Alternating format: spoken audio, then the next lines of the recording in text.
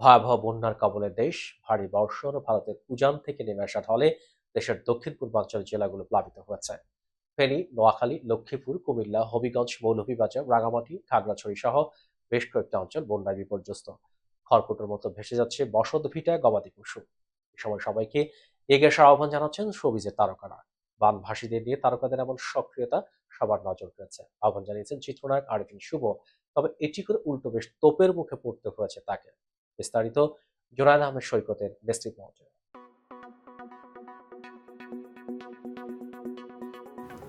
গত কয়েকদিনের টানা বৃষ্টিতে বন্যা দেখা দিয়েছে বাংলাদেশ সংলগ্ন ভারতের উত্তর পূর্বাঞ্চলীয় ত্রিপুরা রাজ্যে। বন্যার কারণে ত্রিপুরা রাজ্য সরকার ডুম্বুর জলবিদ্যুৎ প্রকল্পের বাঁধ খুলে দিয়েছে, যার ফলে গোমতী ও ফেনী নদীর পানি হঠাৎ করে বেড়ে বাংলাদেশের বিভিন্ন অঞ্চল তলিয়ে গেছে। মুহুরী, কহুয়া ও সিলোনিয়া নদীর পানি বিপদসীমার উপর দিয়ে প্রবাহিত হচ্ছে। এর ফলে ফেনী, কুমিল্লা, নোয়াখালী সহ দেশের বেশ কিছু অঞ্চলে বন্যা দেখা দিয়েছে এবং এর ফলে ফেনীর লক্ষাধিক মানুষ এখন যোগাযোগ বিচ্ছিন্ন অবস্থায় রয়েছে। সামাজিক যোগাযোগ মাধ্যম থেকে শুরু করে বিভিন্ন মাধ্যমে নিজেরা উদ্ধারের আকুতি জানাচ্ছেন বন্যা কবলিত এসব এলাকার মানুষ। এমন দুর্যোগপূর্ণ অবস্থায় বন্যার্তদের সহযোগিতায় এগিয়ে আসছে দেশের সকল শ্রেণী পেশার মানুষ। সবাই নিজ নিজ উদ্যোগে ফেনী, নোয়াখালী, কুমিল্লা, মৌলভীবাজারের বন্যা কবলিত মানুষের পাশে দাঁড়ানোর চেষ্টা করছেন। এ সময় শোবিজের তারকারাও বন্যার্তদের সাহায্যের আহ্বান জানাচ্ছেন। বিভিন্ন তারকাদের এই সক্রিয়তা সাধারণ মানুষের মধ্যে প্রশংসা কুড়িয়েছে। তবে চিত্রনায়ক আরিফিন শুভর আহ্বান কিছুটা ভিন্নভাবে দেখা দিয়েছে। কোটা সংস্কারের দাবিতে শুরু হওয়া আন্দোলন এক পর্যায়ে বৈষম্য বিরোধী ছাত্র আন্দোলন প্ল্যাটফর্মে পরিণত হয়। আন্দোলনের সময় শিক্ষার্থীদের ওপর আওয়ামী লীগ এবং দলটির সহযোগী অঙ্গ সংগঠনের নেতাকর্মীরা কয়েকদিন দফায় দফায় হামলা চালায়। এমন পরিস্থিতি নিয়ন্ত্রণের অজুহাতে শিক্ষার্থীদের ওপর গুলি চালিয়েছে আইনশৃঙ্খলা বাহিনী, পুলিশ। এ সময় শিক্ষার্থীদের পক্ষে দেশের শোবিজ ও সঙ্গীত ইন্ডাস্ট্রির অনেক তারকা কথা বলেছিলেন, এমনকি রাজপথেও নেমে প্রতিবাদ জানিয়েছিলেন তারা। তবে এ সময় দেশের সাধারণ মানুষ এবং শিল্পীরা যখন আন্দোলনে অংশ নিয়ে শিক্ষার্থীদের জন্য কথা বলায় ব্যস্ত ছিলেন, তখন আরিফিন শুভ ছিলেন নীরব।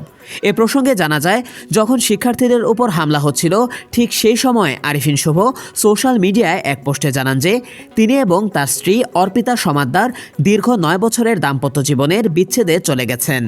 এরপর তিনি দীর্ঘ সময় নীরব থাকেন।